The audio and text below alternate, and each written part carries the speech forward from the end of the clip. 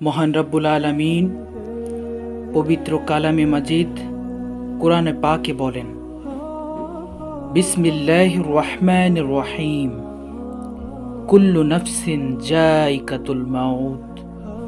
প্রত্যেক প্রাণীকে মৃত্যুর স্বাদ গ্রহণ করতেই হবে।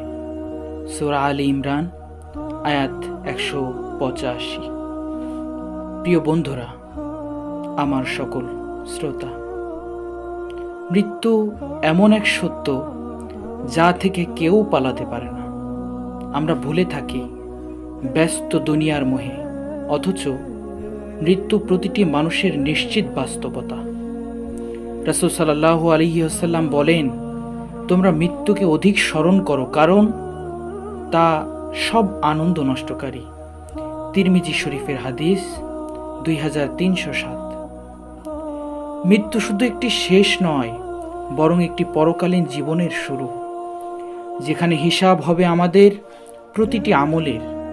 সেই দিন আমাদের ধন সম্পদ, প্রতিপত্তি কিছুই আসবে না। কাজে আসবে কেবল নেক আমল ও খাঁটি ঈমান। স্মরণ রাখুন, আপনি হাসছেন, হয়তো কাল আপনার জানাজা হবে। আজ আপনি কাউকে সমবেদনা জানাচ্ছেন, হয়তো পরশু আপনার কবরে নামানো হবে। আজ হয়তো আপনি কাউকে পাথর দিয়ে চাঁদার জন্য হত্যা করছেন, কাল আপনার মৃত্যু হবে।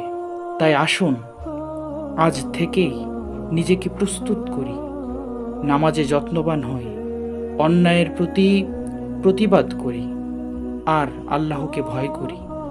সর্বদা সত্যের পথে থাকার চেষ্টা করি, সর্বস্ব দিয়ে আল্লাহ তাআলাকে স্মরণ করি এবং আল্লাহর দ্বীন কায়েম করার জন্য সর্বোচ্চ চেষ্টা করি। শেষ কথা বলি, আমার প্রিয় বন্ধুরা, জীবন ক্ষণস্থায়ী, কিন্তু মৃত্যু চিরস্থায়ী। আল্লাহ আমাদের সবাইকে হেদায়েত দান করুন এবং সুস্থভাবে মৃত্যু দান করুন। আমিন।